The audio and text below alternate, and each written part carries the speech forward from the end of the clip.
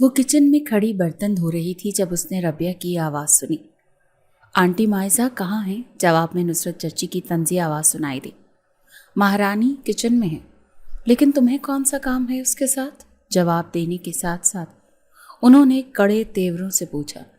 वो आंटी उसे एक जॉब के बारे में बताना था। रबिया ने उनके तेवरों से खाइफ होकर धीमे लहजे में कहा तो नुसरत चची ने फिर कुछ नहीं कहा। चंद सेकंड बाद रबिया किचन में आ गई। मासी बात सुनो, ये देखो एक बहुत अच्छी जॉब का ऐड है, वो भी खानजादा इंडस्ट्रीज़ वालों की तरफ से, वही जिनका सदर रोड पर बड़ी सफ़ेद बिल्डिंग वाला ऑफिस है। रबिया ने हाथ में पकड़ा फ़ोन आगे करते हुए पुरजोश लहजे में बताया तो माइजा ने भवें उचका कर उसकी तरफ देखा। पागल हो क्या? मुझे छोटे मोटे दफ्तरों में आम सी नौकरी नहीं मिल रही और तुम खानजादा इंडस्ट्रीज़ की बात कर रही हो, जहाँ पर बड़े बड़े क्वालिफाइड लोग काम करते जो बैरून मुल्क से डिग्रियां लेकर आते हैं। वो मुझे रखेंगे क्या, मुझ जैसी बीए पास को? यार इतनी बड़ी बड़ी जॉब्स ना बताया करो जो बंदे को एहसास कमतरी में मुब्तला करती हैं। कोई मेरे लेवल की हो तो बताया करो। माइजा ने अफसुर्दा लहजे में कहा तो रबिया फौरन बोली, अरे यार पहले पूरी बात तो सुन लो। जॉब ऑफिस में नहीं है बल्कि खानजादा इंडस्ट्रीज़ वालों के घर पर है और उसमें क्वालिफिकेशन की कोई डिमांड नहीं, तुम सिलेक्ट हो सकती हो। क्या मतलब, नौकरानी की जॉब है क्या? माइजा ने नाराज़ नज़रों से उसकी तरफ देखा। नहीं भाई, नौकरानी नहीं, केयर टेकर की जॉब है। उनके घर में कोई बूढ़ी खातून हैं जिनके लिए उन्हें केयर टेकर की ज़रूरत है। सैलरी पैकेज भी अच्छा मिलेगा और सबसे बड़ी बात, इस मनहूस घर और इन मनहूस कामों से सबसे बढ़कर तुम्हारी अपनी मनहूस चच्ची से जान छूटेगी जो तुम्हारे सर पर किसी अजाब इलाही की तरह मुसल्लत है। नुसरत चच्ची के सुन लेने के डर से रबिया ने आखिरी बात सरगोशी में की तो माइजा के लबों पर बेइख्तियार मुस्कुराहट आई। अब देखो ना, रबिया ने ऐड उसके सामने किया तो वो देखने लगी। 50 साला अपाहज खातून को एक ऐसी केयर टेकर की ज़रूरत थी जो 24 घंटे उनके साथ रह सके। कोई ख़ास रिक्वायरमेंट्स नहीं थी सिवाय इसके कि लड़की 30 साल से ज़्यादा की ना हो और जिम्मेदारी के साथ काम करने वाली हो। जॉब तो ठीक है यार, लेकिन वो लोग अच्छे होंगे भी या नहीं, मतलब सेफ्टी के लिहाज से, तुम समझ रही हो ना मेरी बात? माइजा ने फिक्रमंदी से कहा तो रबिया कांधे उचकाते हुए बोली, अरे यार परेशान ना हो, पहले चलकर देख लेते हैं किस तरह के लोग हैं, घर में मर्द कितने हैं, सारी इन्फॉर्मेशन ले लेते हैं। अगर सही लगा और हमारी तसल्ली हो गई तो फिर ही करना तुम। और अब मोहतरमा जल्दी जल्दी बर्तन ख़त्म करो, हम अभी जाएंगे वहाँ, क्योंकि ये ऐड आज सुबह ही आया है और ऐसा ना हो कि हमारे पहुँचने से पहले ही दूसरे उम्मीदवार पहुँच चुके हों और इनमें से कोई सिलेक्ट भी हो चुकी हो। रबिया उसे जल्दी काम ख़त्म करने का कहती नुसरत चच्ची से इजाज़त लेने के लिए बाहर निकल गई। माइजा जब 10 साल की थी तो उसकी माँ का इंतकाल हो गया था। घर में उसके पास एहसान अहमद के अलावा उसके चचा फुरकान और चची नुसरत भी रहती थी। 3 कमरों का ये छोटा सा घर एहसान और फुरकान की मलकियत था। फुरकान एहसान से छोटा था और एक किराने की दुकान थी जिसको दोनों भाई मिलकर चलाते थे। कम उम्री में ही नुसरत चची ने माइजा को घर के कामों पर लगा दिया था। अगरचे एहसान अहमद के सामने तो वो माइजा से नॉर्मल सलूक करती थी, लेकिन उनकी गैर मौजूदगी में उसका सलूक माइजा से बुरा होता। माइजा साबिर तबीयत की मालिक थी, इसीलिए उसने बाप को कभी नुसरत चच्ची की असलियत नहीं बताई। माइजा फर्स्ट ईयर में थी जब एहसान अहमद की तबीयत ख़राब रहने लगी। नुसरत जैसे माइजा का पढ़ाई करना दिल में सख्त नापसंद था। एहसान अहमद की बीमारी के बहाने माइजा की पढ़ाई छुड़वाना चाही कि वो घर रहकर बाप का ख्याल रखे। फुरकान अहमद जो नुसरत चच्ची के मुकम्मल कंट्रोल में थे, उन्होंने भी बीवी के मशवरे की तायीद की, मगर एहसान अहमद ने माइजा का कॉलेज छुड़वाने से सख्ती से इनकार कर दिया। वो माइजा को आला तालीम दिलवाना चाहते थे। नुसरत दिल ही दिल में पेचो ताप खाकर रह गई थी। उन्हें लगता था जो पैसा माइजा की तालीम पर लग रहा है वो घर के खर्चे या सेविंग के काम आ सकता था, मगर एहसान अहमद चूँकि बड़े थे, सरबराह थे, तो उन्हें कुछ कहने या रोकने की जुर्रत नहीं कर सकती थी। इसलिए माइजा आराम से पढ़ती रही, लेकिन जैसे ही उसका ग्रेजुएशन ख़त्म हुआ और साथ ही एहसान अहमद की सांसें भी पूरी हुईं तो चचा चची ने उसे घर बिठा लिया। यहाँ तक कि उसकी मिन्नत पर नुसरत चची ने प्राइवेट एमए भी नहीं करने दिया, ताहम इस बात पर जोर दिया कि वो कोई नौकरी करे। फिर फुरकान चचा की कोशिशों से उसे एक प्राइवेट स्कूल में 10,000 माहाना पर नौकरी मिल गई थी। सुबह मुँह अंधेरे वो उठती, घर के सारे काम निपटाती और फिर स्कूल चली जाती। واپسی پر پھر سے کام اس کے منتظر ہوتے تھے۔ نصرت چچی مارے باندھے صرف دوپہر کی روٹی بنا دیتی تھی، ورنہ باقی کا سارا ٹائم ان کا پڑوس میں تاک جھانک یا ٹی وی پر انڈین سیریلز دیکھنے میں گزرتا تھا۔ ہر مہینے کی پہلی تاریخ کو جب مائزہ کو تنخواہ ملتی تو نصرت چچی ساری کی ساری اس سے لے لیتی۔ اسے اپنی کمائی کا 1 روپیہ اپنی مرضی سے خرچ کرنے کی اجازت نہیں تھی۔ 1 سال ہو گیا تھا اسے نوکری کرتے ہوئے جب 1 مہینے پہلے اچانک اسکول والوں نے مائزہ کو نوکری سے نکال دیا۔ انہیں اس سے زیادہ کوالیفائڈ اور تجربہ کار ٹیچر اس تنخواہ میں مل گئی تھی، تو وہ مائزہ کو کیوں رکھتے بھلا؟ اب 1 مہینے سے وہ گھر میں بے روزگار بیٹھی تھی اور نصرت چچی نے 24 گھنٹے مہنگائی کا رونا رو رو کر اس کا جینا ہی حرام کر رکھا تھا۔ ربیہ اس کی بیسٹ فرینڈ بھی تھی اور محلے دار بھی، دونوں سے اسکول سے لے کر کالج تک ایک ساتھ اکٹھے تعلیم حاصل کی تھی۔ کالج ختم ہونے کے بعد مائزہ کی قسمت میں تو مزید تعلیم حاصل کرنا نہیں تھا، مگر ربیہ نے یونیورسٹی میں ایڈمیشن لے لیا تھا۔ اسے مائزہ کے لیے بہت افسوس ہوتا تھا کہ اس کا یونیورسٹی میں پڑھنے کا خواب پورا نہیں ہو سکا۔ اس نے کئی بار نصرت چچی کو منانے کی کوشش کی کہ وہ مائزہ کو پرائیویٹ پڑھنے دے، مگر نصرت چچی نے ہر بار اسے ہی بے عزت کر کے رکھ دیا تھا۔ پھر مائزہ نے اسے منع کر دیا تھا کہ وہ نصرت چچی سے دوبارہ یہ بات نہ کریں۔ اس نے ربیہ کے ذمہ لگایا ہوا تھا کہ اگر کسی جاب کا ایڈ آئے اور وہ اس کے معیار کی ہو تو اسے لازمی بتائیں۔ اسی لیے ربیہ آج اسے اس ایڈ کے متعلق بتانے آئی تھی جو خانزادہ انڈسٹریز والوں کی طرف سے آیا تھا۔ اس نے جلدی جلدی کام ختم کر کے منہ ہاتھ دھویا اور کپڑے بدل کر چادر اوڑھ لی۔ ربیہ نصرت چچی سے اجازت لے چکی تھی۔ وہ دونوں رکشے میں بیٹھ کر مطلوبہ جگہ پہنچی۔ یہ ایک 3 منزلہ وسیع و عریض بنگلہ تھا جس کے گیٹ پر لگی پلیٹ میں خانزادہ ہاؤس لکھا ہوا تھا۔ چوکیدار کو ربیہ نے آنے کا مقصد بتایا تو انہیں انتظار کرنے کا کہتے اس نے انٹرکام پر اندر اطلاع دی۔ تھوڑی دیر بعد انہیں طلب کر لیا گیا۔ ایک ملازمہ کی رہنمائی میں وہ طویل راہداری عبور کر کے ایک ہال نما کمرے میں پہنچی۔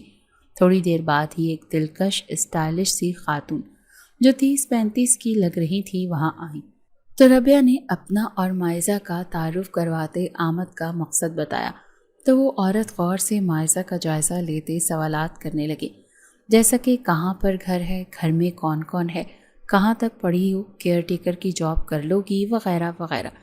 ان سب کے جوابات مائزہ اعتماد سے دیتی رہی تو آدھے گھنٹے کے انٹرویو کے بعد وہ عورت انہیں اندر ایک کمرے میں لے گئی جہاں بیڈ پر ایک 50-55 سالہ اپاہج خاتون بیٹھی ہوئی تھی۔ مائزہ اور ربیہ نے سلام کیا تو اس عورت نے مسکرا کر پیار سے جواب دیتے انہیں بیٹھنے کو کہا۔ انہیں ساتھ لے کر آنے والی وہ خوبصورت سی خاتون ان بزرگ عورت کے بارے میں انہیں بتانے لگی کہ وہ ان کی والدہ ہیں جو ایک حادثے میں اپاہج ہو گئی تھیں۔ ان کے لیے ایسی کیئر ٹیکر چاہیے جو 24 گھنٹے ان کے ساتھ رہے اور اچھے سے ان کی دیکھ بھال کرے۔ ساتھ ہی وہ پچھلی کیئر ٹیکر کے بارے میں بھی بتانے لگی کہ وہ نہ صرف لاپرواہ اور کام چور تھی بلکہ اس میں چوری کی عادت بھی تھی، اسی لیے اس کو نکال دیا گیا۔ ربیہ نے ان کی ساری باتیں سننے کے بعد کہا، میم آپ مائزہ کی طرف سے بالکل بے فکر رہیں، یہ اپنا کام پوری دیانتداری سے کرے گی، آپ کو شکایت کا موقع نہیں ملے گا، بس اس کی سیفٹی کی گارنٹی ہونی چاہیے۔ تو اس عورت نے کہا، سیفٹی کے حوالے سے بے فکر ہو جاؤ، یہ اپنے گھر کی طرح تحفظ محسوس کرے گی یہاں۔ اور ساتھ ہی مائزہ سے کہا کہ اگر یہ جاب کرنی ہے تو کل اپنے ڈاکیومنٹس، اپنا سامان اور گھر کے کسی فرد کو لے کر آ جانا۔ راستے میں وہ اور ربیہ اس بارے میں ڈسکس کرتی آئیں۔ گھر پہنچی تو نصرت چچی بے چینی سے انتظار کر رہی تھی۔ پہلا سوال ہی انہوں نے تنخواہ کا کیا تھا اور 35,000 تنخواہ کا سن کر ان کی آنکھوں میں چمک آ گئی تھی اور ساتھ ہی لہجے میں مٹھاس بھی۔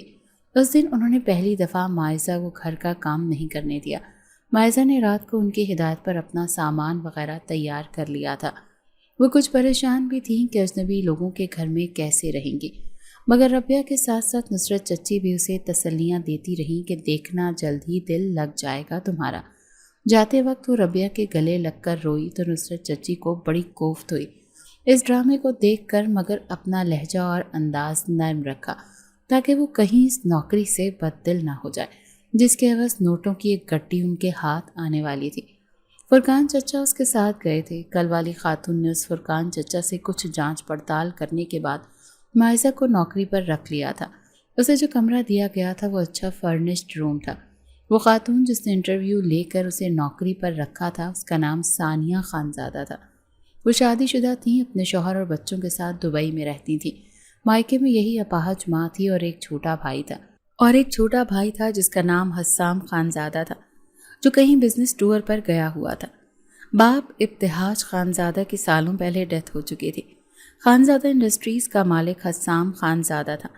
مائزہ نے یہ نام پہلے سن رکھا تھا کیونکہ جب وہ کالج جاتی تھی تو روز صدر روڈ سے گزرتے ہوئے وہ اس سفید رنگ کی بلند و بالا عمارت کو دیکھا کرتی تھی جس پر جلی حروف میں خانزادہ انڈسٹریز لکھا ہوا تھا۔ ساتھ ہی حسام خانزادہ کا نام بھی مینشن تھا۔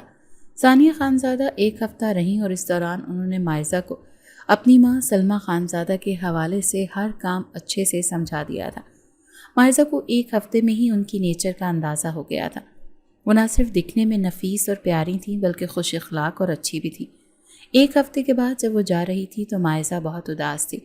جاتے ہوئے انہوں نے بالکل سگی بہنوں کی طرح مائزہ کو گلے لگا کر خدا حافظ کہا اور اپنی ماں کا خیال رکھنے کی ہدایت کی۔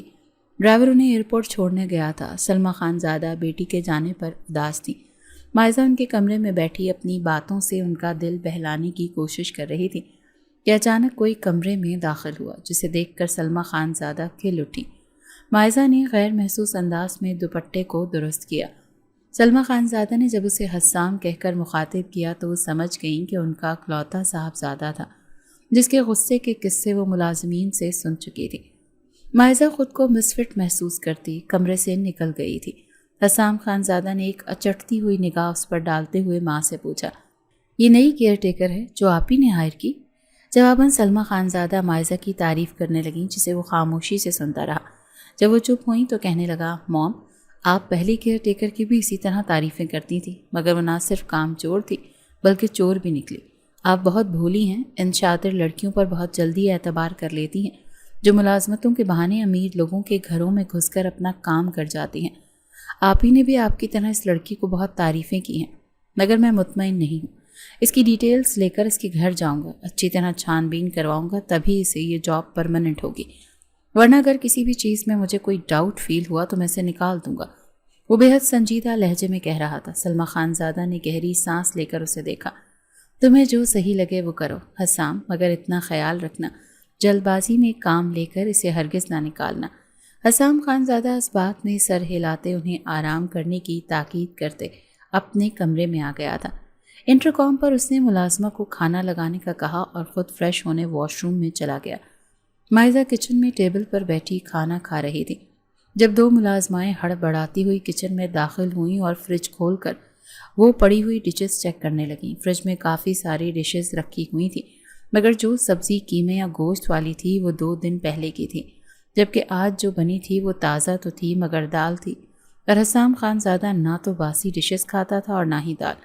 دونوں نوکرانیاں پریشان سی ایک دوسرے کو دیکھ کر کہنے لگیں، اب کیا کریں؟ کیا ہوا ہے؟ اتنی پریشان کیوں ہو دونوں؟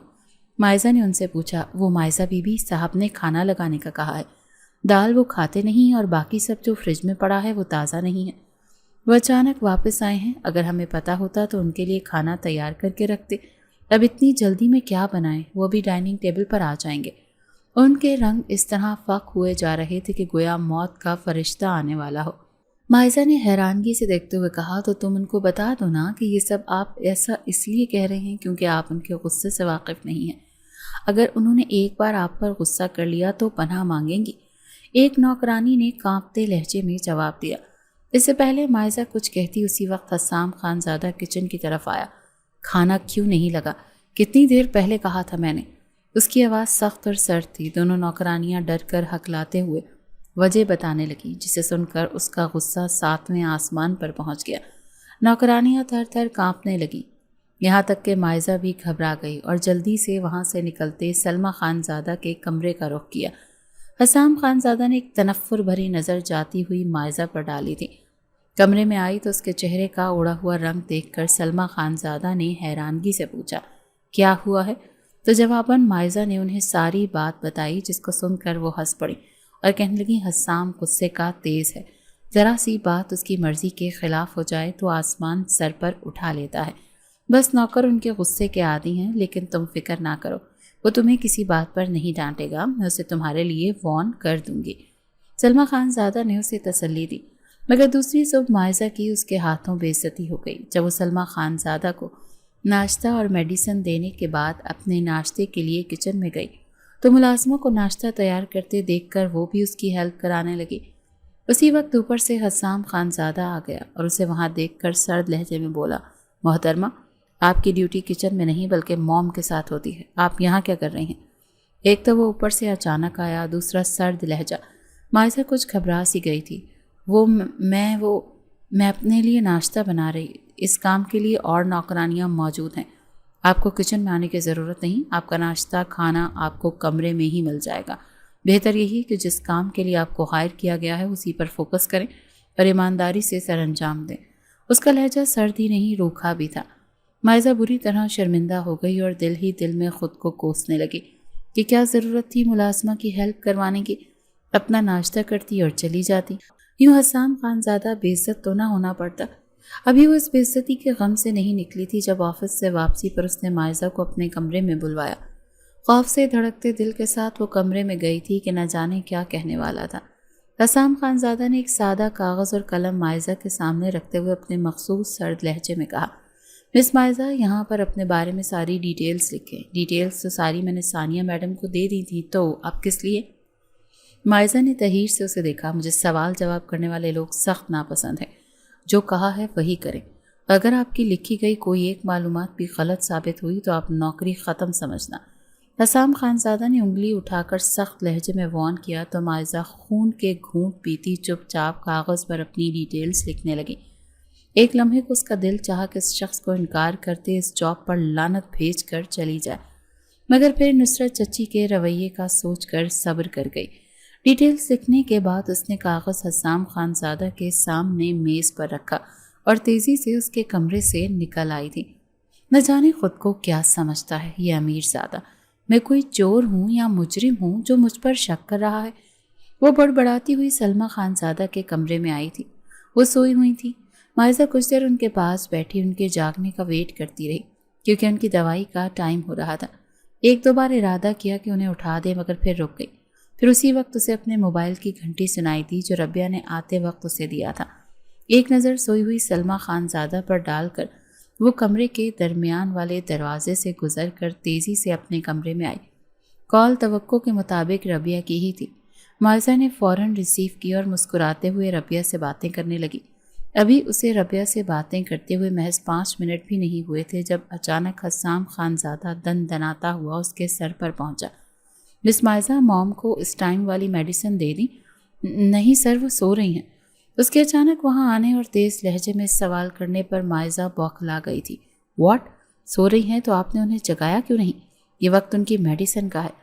اس کی دھاڑ نے مائزہ کے رہے سہے آسان بھی خطا کر دیے تھے۔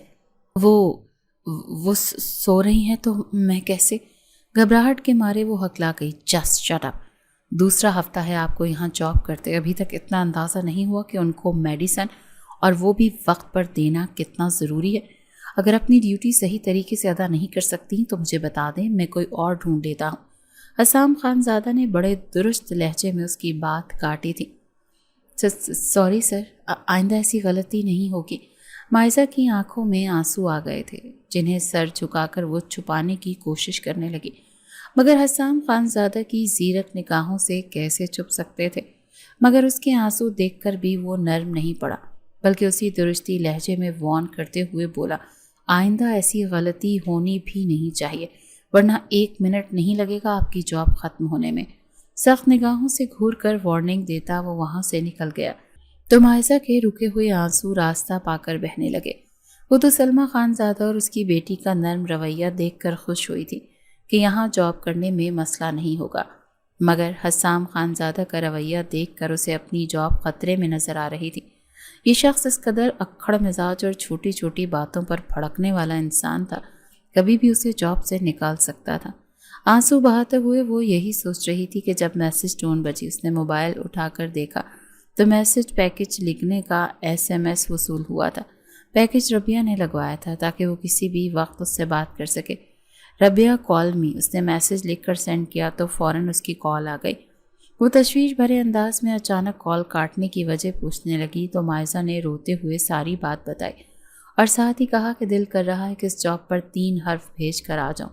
جواباً ربیہ نے کہا، ایسی غلطی نہ کرنا، مشکل سے نصرت چچی کے چنگل سے اور ایک جہنم بھری زندگی سے نکلی ہو۔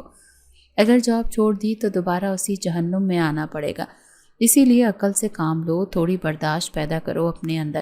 اگر وہ ڈانٹ دیتا ہے تو سوری کر لیا کرو، کوشش کرو انہیں شکایت کا موقع نہ دو، ان کی موجودگی میں محتاط ہو کر رہو۔ وہ اسے کافی دیر تک سمجھاتی رہی اور پھر ربیہ کے سمجھانے کا ہی اثر تھا کہ وہ حسام خان زادہ سے محتاط ہو کر رہنے لگی تھی۔ کچھ دنوں میں اسے حسام خان زادہ کی روٹین کا اندازہ ہو گیا تھا۔ صبح آفس جانے سے پہلے وہ سلمیٰ خان زادہ کے کمرے میں آتا تھا اور پھر شام کو آفس سے واپسی پر آتا تھا۔ تاہم کبھی کبھی رات کو سونے سے پہلے بھی وہ ایک نظر انہیں دیکھنے آتا تھا۔ مائزہ کو جو روم ملا تھا وہ سلمیٰ خان زادہ کے روم کے بالکل ساتھ والا تھا، جس کا درمیان والا ڈور رات کو کھلا رہتا تھا۔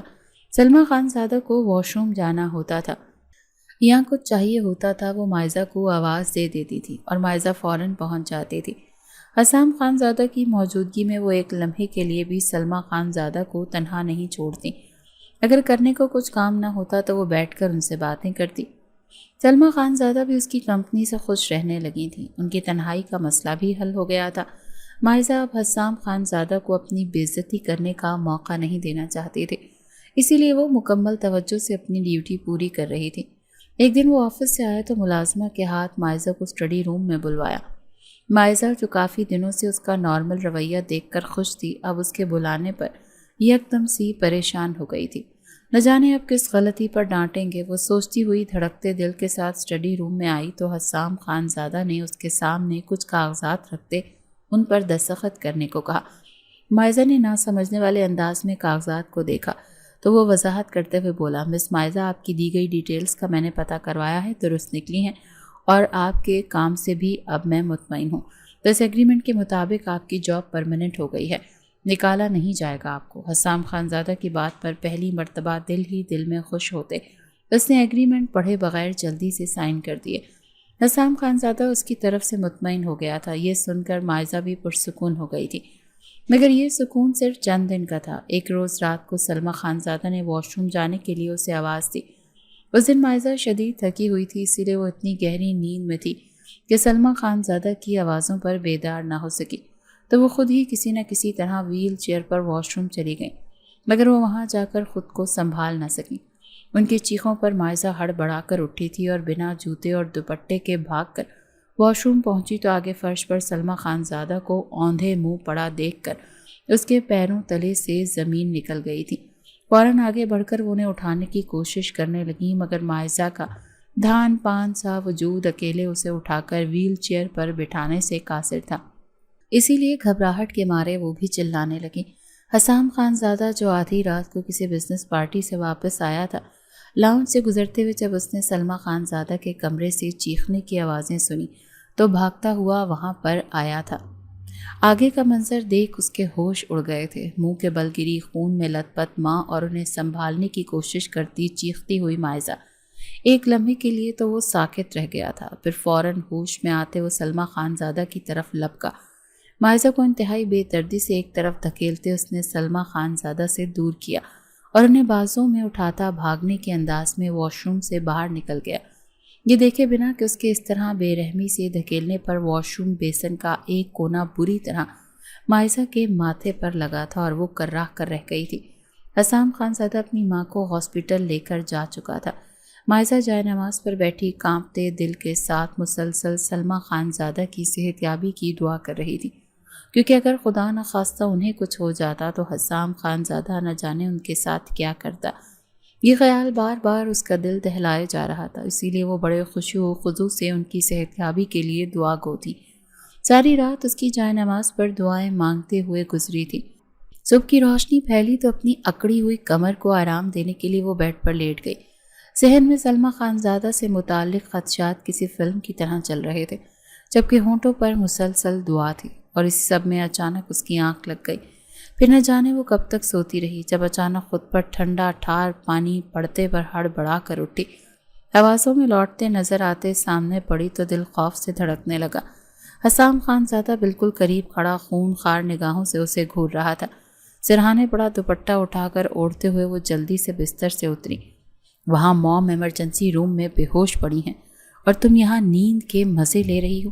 بنا کسی تکلیف کے آپ کی جگہ تم کا استعمال کرتے، اس کے بازوؤں کو اپنی گرفت میں لیتے وہ یوں غرایا جیسے مائزہ اس کی زر خرید غلام ہو۔ مائزہ کچھ بول نہیں پائی، بس پھٹی پھٹی نگاہوں سے اسے دیکھتی رہی۔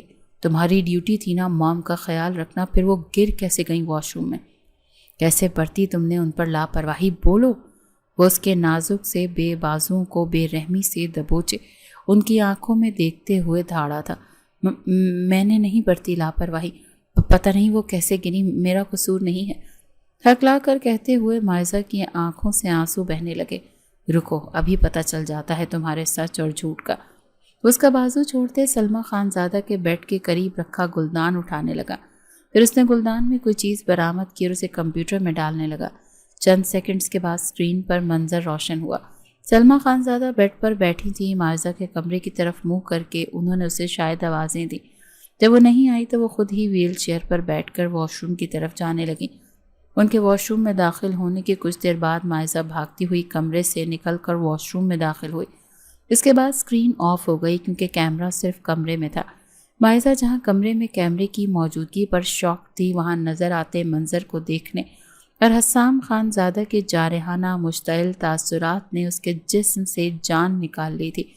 اچھا، تو موم اکیلی واش روم میں گئی تھی۔ آنکھوں میں آگ کے شعلوں جیسی تپش لیے دانت پیس کر بولتا وہ اس کے قریب آیا۔ مائزہ خوفزدہ ہوتے ہوئے دیوار سے جا لگی۔ موم نے تمہیں آوازیں دی تو تم آئی کیوں نہیں؟ بولو۔ اس کے دائیں بائیں دیوار پر ہاتھ رکھتے ہوئے دھاڑا۔ مائزہ رونے لگی۔ ڈر کر بند کرو یہ ٹسوے بہانہ اور جواب دو میری بات کا۔ موم اکیلی کیوں گئی تھی واش روم میں؟ تمہاری ذمہ داری تھی نا ان کا خیال رکھنا۔ تنخواہ کس بات کی لیتی ہو؟ بولو۔ وہ درشت لہجے میں غرایا تو مائزہ روتے ہوئے قسمیں کھانے لگی کہ میں نے ان کی آواز نہیں سنی، میں نیند میں تھی۔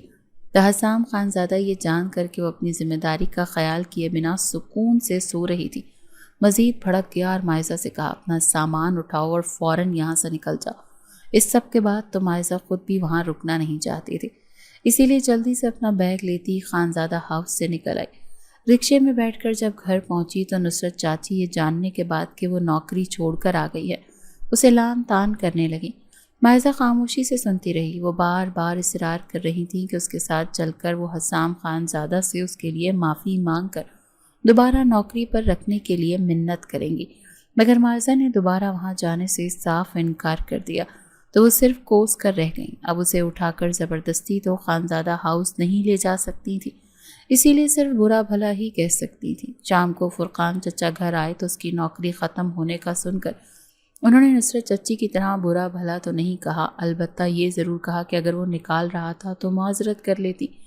مائزہ چپ رہی۔ ربیہ کو وہ پہلے ہی کال پر بتا چکی تھی۔ ربیہ نے بھی فرقان چچا والی بات کہہ کر معذرت کر لیتی، مگر مائزہ کے لیے جاب اس کی عزت نفس سے بڑھ کر نہیں تھی۔ اسے گھر آئے 3 دن ہوئے تھے جب چوتھے دن اچانک حسام خانزادہ کا ڈرائیور اسے لینے آ گیا۔ اسے بتایا کہ سلمیٰ خانزادہ گھر آ چکی تھی۔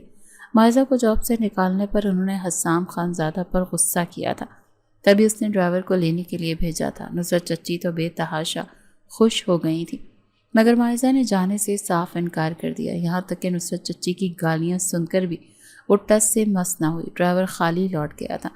اگلے دن حسام خانزادہ خود آ گیا۔ فرقان چچا اور نصرت چچی نے تو اس کی خوب آؤ بھگت کی، جس میں خوشامد کا عنصر زیادہ تھا۔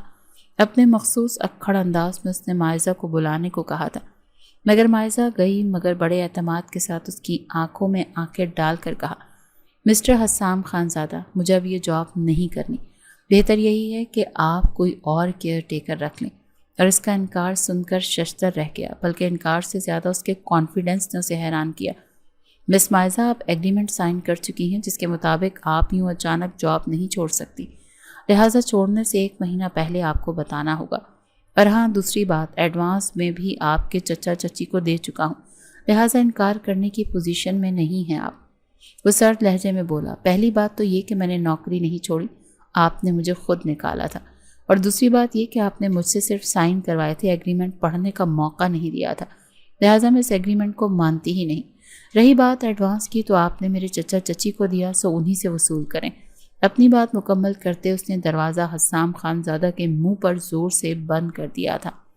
دوسری طرف اس کے اس انکار اور اس کی حرکت پر حسام خانزادہ کا غصہ 7ویں آسمان پر پہنچ چکا تھا۔ نصرت چچی نے برا بھلا کہہ کر منت سماجت کر کے ہر طرح سے کوشش کر کے دیکھ لی تھی، مگر مائزہ کا انکار ہاں میں نہیں بدلا۔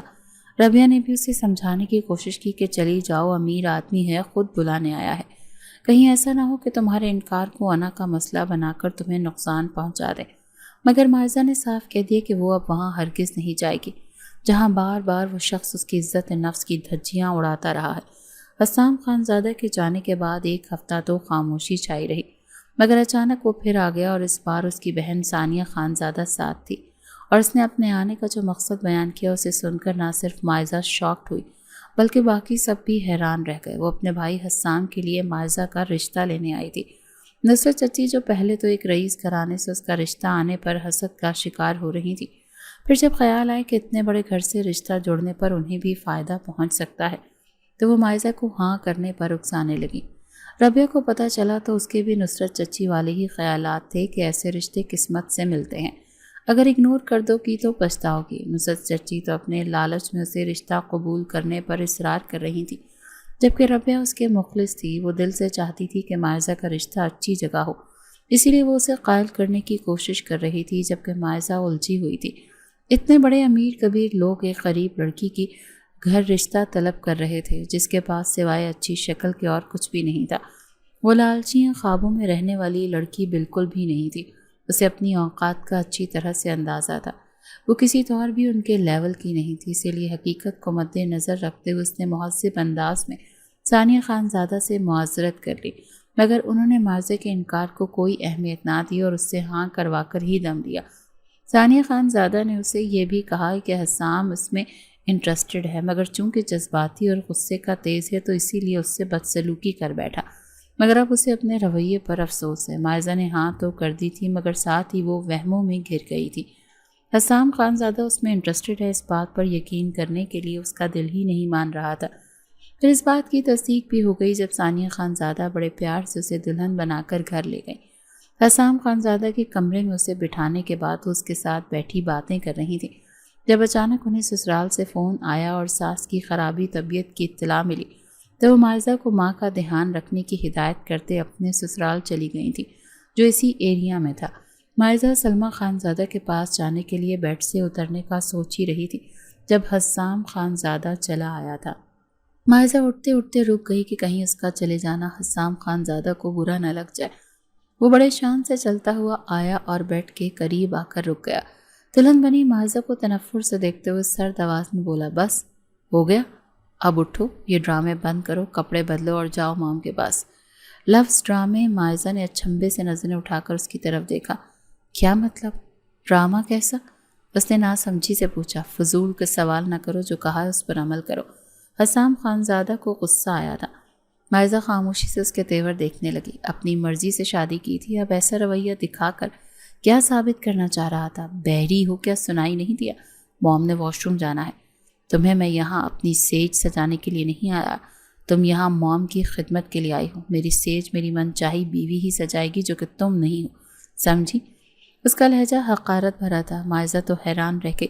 اس کی بہن نے تو کہا تھا کہ وہ اس میں انٹرسٹڈ ہے، مگر حسام خانزادہ نے تو اپنے الفاظ اور تیوروں سے بتا دیا تھا کہ وہ اس میں بالکل بھی کوئی دلچسپی نہیں رکھتا ہے۔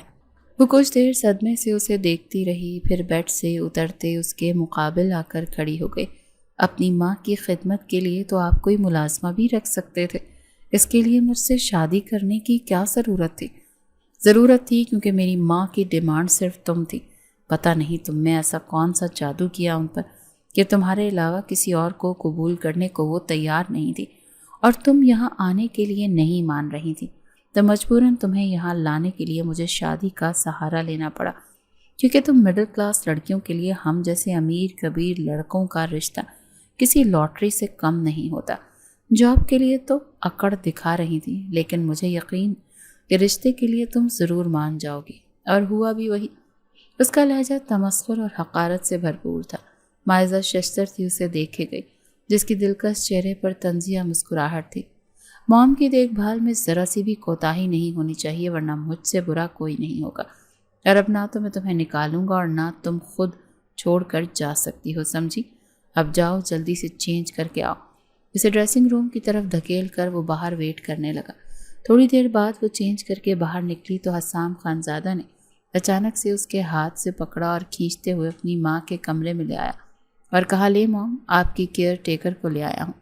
سلمیٰ خانزادہ پہلے تو حیران ہوئی، پھر بیٹے کو ڈانٹنے لگی کہ وہ بیوی کے ساتھ کیسا سلوک کر رہا ہے۔ وہ انسنی کرتے اپنے کمرے میں آ گیا۔ سلمیٰ خانزادہ حسام کے سلوک پر معذرت کرتے ہوئے بتانے لگی کہ ان کی خواہش تھی کہ مائزہ کو ہمیشہ اپنے گھر میں رکھیں، اسی لیے حسام نے ان کی یہ خواہش پوری کرنے کے لیے اس سے شادی کی۔ وہ اس گھر کی بہو ہے اور ان کی کیئر ٹیکر نہیں، لہٰذا حسام کی باتوں کو دل پر نہ لے، بلکہ اس کا دل جیتنے کی کوشش کرے۔ وہ اکھڑ مزاج اور غصیلا ضرور ہے، مگر دل کا بہت اچھا ہے۔ مائزہ چپ چاپ سر جھکائے ان کی باتیں سن رہی تھی کہ اسی وقت ثانیہ خانزادہ دوبارہ آ گئی اور بتانے لگی، میری ساس کی طبیعت ٹھیک ہو گئی تھی تو میں چلی آئی۔ ساتھ ہی مائزہ سے مخاطب ہو کر کہا کہ اب تم اپنے کمرے میں جاؤ۔ مائزہ چپ چاپ وہاں سے اٹھ کر گئی، مگر حسام خانزادہ کے کمرے کے دروازے پر شش و پنج میں مبتلا رک گئی کہ اندر جائے یا نہ جائے، پتہ نہیں آگے سے کیسا ری ایکشن ملتا۔ اسی ڈر سے وہ کافی دیر کھڑی رہی، سوچتی رہی۔ ٹھنڈ بھی کافی زیادہ تھی، پھر آخرکار جب سردی کے باعث ٹانگوں نے مزید کھڑا رہنے سے انکار کر دیا تو اندر جانے کا فیصلہ کرتے اس نے دروازہ کھولنا چاہا، مگر دروازہ اندر سے لاک تھا۔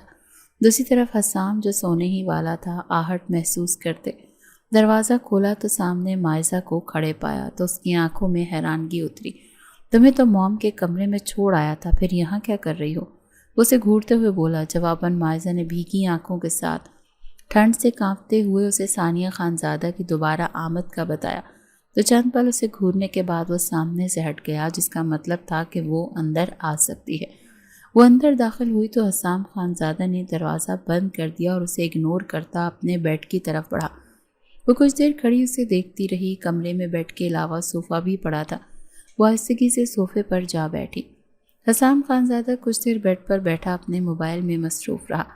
انداز ایسا تھا جیسا کہ اس کے علاوہ کمرے میں کوئی موجود نہ ہو۔ صوفے پر سکڑی سمٹی بیٹھی مائزہ کی طرف اس نے دیکھا تک نہیں۔ کچھ دیر بعد کمبل تان کر سونے کے لیے لیٹ گیا۔ کمرے میں اندھیرا چھایا ہوا تھا تو وہ بھی لیٹ گئی، لیکن اتنی سردی میں بنا کمبل کے سونا بہت مشکل تھا۔ کمرے میں صرف ایک ہی کمبل تھا جسے وہ اڑے ہوئے سو رہا تھا، لیکن وہ اتنا بڑا تھا کہ پورے بیڈ پر پھیلا ہوا تھا۔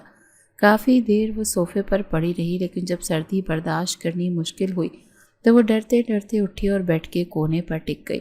بڑی آہستگی سے اس نے کمبل اپنے اوپر لیا۔ اس کا خیال تھا حسام خانزادہ گہری نیند میں ہوگا، اسے پتہ نہیں چلا ہوگا، مگر وہ کمبل کے اندر بھی اس کا بیڈ پر آنا اور کمبل اوڑھ کر لیٹنا محسوس کر چکا تھا۔ کچھ دیر گزری تھی، پہلو میں سوئے وجود کی طرف اس کا دل ہمکنے لگا۔ وہ بے اختیار اس کے قریب ہو گیا۔ مائزہ جس پر غنودگی چھا رہی تھی حسام خانزادہ کو اپنے قریب محسوس کر کے گھبرا اٹھی۔ اسے اپنے حصار میں لے چکا تھا، وہ خود سپردگی دینے والی تھی۔ جب دماغ میں اس کی کچھ دیر پہلے والی باتیں گونجیں کہ تمہیں میں اپنی سیج سجانے کے لیے نہیں بلکہ اپنی ماں کی خدمت کے لیے لایا ہوں، سیج تو میری من چاہی بیوی سجائے گی، تو پھر اب کیا وہ خود پر کنٹرول کھو کر بہک رہا تھا؟ وقتی سکون حاصل کرنا چاہتا تھا؟ نہیں، میں اس کی دل بہلانے کا سامان نہیں بنوں گی۔ اس نے فیصلہ کیا اور حسام خانزادہ کا حصار توڑ کر بستر سے اتری۔ اسے خود سے دور جاتے دیکھ حیران ہو کر دیکھنے لگا تو مائزہ نے اس کی کہی گئی باتیں دہراتے ہوئے کہا، مسٹر حسام، اپنے کہے کا پاس تو رکھیے۔ ابھی کچھ دیر پہلے تو آپ نے کہا تھا کہ میں آپ کی والدہ کی خدمت کے لیے لائی گئی ہوں، تو اسی کام تک محدود رہنے دیں مجھے، اپنی ذاتی خدمات نہ لیں مجھ سے۔ اس کا طنز حسام خانزادہ کو کھولا کر رکھ گیا تھا۔ وہ چاہ کر بھی اسے کوئی جواب نہ دے پایا اور کمرے سے باہر چلا گیا۔ دوسرے دن سے مائزہ نے اپنی ڈیوٹی سنبھال لی۔ وہ مکمل طور پر سلمیٰ خانزادہ کے کمرے میں شفٹ ہوئی تھی۔ ثانیہ نے اسے حسام کا دل جیتنے کے لیے ڈھیروں نصیحتیں کر کے دبئی چلی گئی تھی۔ مائزہ نے ان کی تمام باتوں کو ایک کان سے سن کر دوسرے کان سے نکال دیا تھا۔ جب حسام خانزادہ کو اس میں دلچسپی نہیں تھی اور اس کے نزدیک مائزہ کی حیثیت محض کیئر ٹیکر کی تھی تو وہ کیوں اپنی عزت نفس کو کچلتے اس کی طرف بڑھتی اور جواب میں ذلت اٹھاتی، کیونکہ اس رات جب اس نے حسام خانزادہ کی پیش قدمی کو روک دیا تھا، اس کے بعد اس کا رویہ اور مزاج پہلے سے بھی زیادہ سرد ہو گیا تھا۔ جب جب اسے موقع ملتا وہ ثانیہ پر اس کی اوقات جتاتا رہتا اور جواب میں شدت ضبط سے سرخ ہوتا۔ اس کا چہرہ دیکھ کر نہ جانے کیوں سکون محسوس کرتا، شاید اس لیے کہ جب اس نے اسے بلانے کے لیے ڈرائیور بھیجا، پھر خود گیا، پھر رشتہ بھیجا، جواب میں ہر بار اس لڑکی نے اس کے آگے انکار کر کے اس کی انا کو للکارا تھا۔ پھر جب مہینہ ختم ہوا تو اس نے مائزہ کو بلا کر پیسوں کا لفافہ تھمایا اور کہا، یہ تمہاری تنخواہ ہے۔ ذلت کے احساس سے مائزہ کا وجود سن پڑنے لگا۔ اگر میں ملازمہ ہوں اور یہاں پیسوں پر کام کر رہی ہوں تو مجھے بیوی بنانے کی ضرورت کیا تھی؟ وہ چلا اٹھی تھی۔ جواباً تمسخرانہ انداز میں ہنستے ہوئے بولا، اگر تم بیوی کے فرائض ادا کرنا چاہتی ہو تو موسٹ ویلکم، لیکن یہ تم پر منحصر ہوگا کہ ان فرائض ادا کرنے کی قیمت لو یا نہ لو۔ اس کے الفاظ نہیں تماچا تھے جو مائزہ کے منہ پر لگا تھا۔ ذلت کے احساس سے اس کا پورا وجود جلنے لگا تھا۔ مجھے جانا ہے یہاں سے، اب میں ایک پل نہیں رکوں گی، فیصلہ کرتے وہ اپنا بیگ اٹھا کر جانے لگی۔ ابھی گیٹ پر ہی پہنچی تھی جب حسام خان زادہ تیر کی طرح اس تک پہنچا اور اسے کھینچتا ہوا اپنے کمرے میں لے گیا۔ مائزہ چیختے ہوئے خود کو چھڑانے کی کوشش کر رہی تھی اور ساتھ ہی مسلسل یہ رٹ لگائے جا رہی تھی کہ مجھے نہیں رہنا یہاں، بالکل چپ، آواز نہ آئے۔ حسام خان زادہ نے دھاڑ کر کہا تو وہ یکدم ڈر کر چپ ہو گئی۔ اس کا ڈرنا محسوس کر کے وہ یکدم نرم پڑتے اسے اپنے سینے سے لگا گیا۔ مائزہ ساکت رہ گئی۔ کتنے لمحے خاموشی میں بیت گئے، صرف دونوں کی دھڑکنیں سنائی دے رہی تھیں۔ وہ اس کے حصار میں ساکت تھی اور اسے یوں چھو رہا تھا جیسے نہ جانے کتنی محبت کرتا ہو۔ وہ اسے روکنا چاہتی تھی، خود سے دور کرنا چاہتی تھی، مگر ایسا نہ کر پائی اور خود کو اس کے سپرد کر گئی۔ حسام خان زادہ کا جب نشہ اترا تو اس کا رویہ پہلے کی طرح سرد تو نہیں، البتہ سپاٹ اور عجیب کترایا ہوا تھا، جیسے اس کے قریب آنے کے بعد وہ اب پچھتا رہا ہو۔ دوسری طرف مائزہ جو خوش فہمیوں میں مبتلا ہوئی تھی اب اس کا انداز دیکھ کر پریشان تھی۔ دل میں بار بار خود کو کوس رہی تھی کہ کیوں اسے اپنی ذات کی تسخیر کرنے کی اجازت دے بیٹھی تھی۔ اسے حسام خان زادہ کا رویہ سمجھ میں نہیں آ رہا تھا۔ ایک دن وہ اسی بارے میں بیٹھی سوچ رہی تھی جب سلمیٰ خان زادہ کی طبیعت اچانک سے خراب ہو گئی تھی۔ حسام آفس میں تھا، مائزہ خود ہی ڈرائیور کے ساتھ انہیں ہاسپٹل لے گئی، مگر سلمیٰ خان زادہ جاں بحث نہ ہو سکی، ان کے گردے فیل ہو چکے تھے۔ ماں کی موت پر پہلی بار اس نے حسام خان زادہ کو روتے ہوئے دیکھا۔ پھر سلمیٰ خان زادہ کی موت کے 2 ہفتوں بعد اس نے واپس جانے کا فیصلہ کیا، کیونکہ جس وجہ سے اس کو لایا گیا تھا وہ وجہ اب نہیں رہی تھی۔ حسام خان زادہ کا رویہ بھی وہی سرد اور سپاٹ تھا، لہٰذا اس کے رکنے کا اب کوئی جواز نہیں بچا تھا۔ لیکن جب وہ جانے لگی تو حسام خان زادہ نے ایک بار پھر اسے روک لیا۔ وہ اسے کہہ رہا تھا، پہلے تو تمہیں روکنے کی وجہ موم تھی، لیکن اب میرا دل ہے جو تمہارا اسیر ہو چکا ہے۔ وہ دل پر ہاتھ رکھتے مسکرایا۔ جواب میں مائزہ نے شکایت کرتی نظروں سے دیکھتے ہوئے کہا، دل اسیر ہو چکا ہوتا تو آپ کا رویہ یوں مجھ سے بیگانہ نہ ہوتا۔ تو وہ اسے اپنی باہوں میں لیتے ہوئے بولا، ارے یار، وہ تو میں خود سے جنگ کر رہا تھا، کیونکہ میرا دل تو محبت کی دہائی دے رہا تھا، جبکہ دماغ نہیں مان رہا تھا کہ حسام خان زادہ جو محبت کو ہمیشہ ایک فضول چیز سمجھتا تھا اب خود کسی کی محبت میں مبتلا ہو گیا۔ آپ کا دماغ بھی آپ کی طرح بہت مغرور ہے، مائزہ نے منہ بنا کر کہا تو وہ قہقہہ لگاتے ہوئے اسے خود میں بھینچ گیا۔